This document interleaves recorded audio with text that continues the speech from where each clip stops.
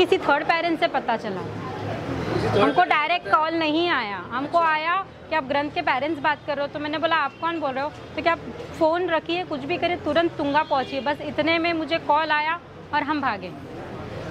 किसी राजनेता का या किसी का होता तो एफआईआर फटाफट नहीं लिखते। 11 घंटा एफआईआर लिखने में लगाया उन्होंने। और प्रशासन का किसी का बच्चा होता तो इतनी पब्लिक इकट्ठी होती क्या, फटाफट वो अपना न्याय लेते थे। सही बात है। पब्लिक इतनी टाइम से धूप में खड़ी है, क्यों खड़ी है?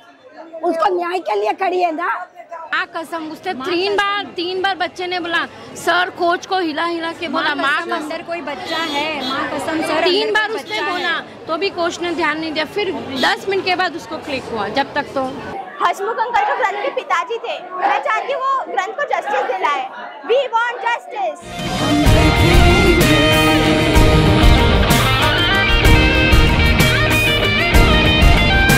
कि जो हम लोग ये रैली में जब आप शामिल हुए हैं, तो जब तक हमको ये जस्टिस न मिले तब तक आप हमारे साथ दे, यही हम आपका आभार मानते हैं। जो गायब भी है हाजिर भी, जो बहुत बड़ी लापरवाही है जो आज ये इतना बड़ा हादसा हो चुका है, और इसके बाद भी प्रशासन आज भी मौन है। ना कॉन्ट्रैक्टर पे ना किसी पे कार्रवाई की जा रही है, ना कुछ हो रहा है। आज एक मासूम की जान गई है, कल उठ के पूरे मीरा भाईंदर में किसी का भी कुछ भी हो सकता है। इसके लिए खुला बॉयकॉट होना चाहिए। जब तक सुरक्षा नहीं होगी उठेगा अनल हक का नारा। सिस्टम को हिलाना पड़ेगा, मासूम को बचाना पड़ेगा। ऐसी लापरवाही नहीं चलेगी, नहीं चलेगी।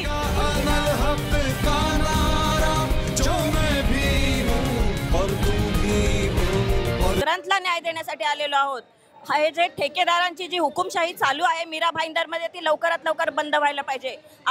कुछ भी नहीं किया ये लोग ने सेफ्टी बच्चों के लिए, छोटे छोटे बच्चों के लिए। शर्म है इन लोगों के, पर लानत भेजना चाहिए। और राज करेगी खल्के खुदा, जो मैं भी हूँ और तुम भी हो। सब सीसीटीवी फुटेज पे करोड़ों रुपए सरकारें खर्च करती है, जनता का पैसा होता है। और ऐसे मुद्दे का अगर सीसीटीवी कैमरा पब्लिक में सार्वजनिक नहीं होता है तो बहुत बड़ा सवालिया निशान लगता है।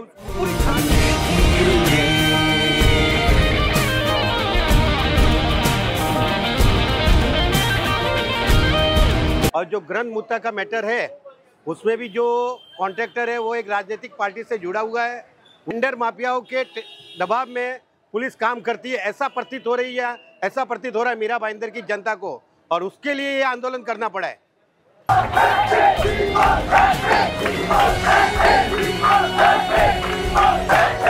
सर का ध्यान भी नहीं है जरा भी, और एक उनका रेशियो भी बरोबर नहीं है। एक सर के पीछे 25-25, 30-30 बच्चे।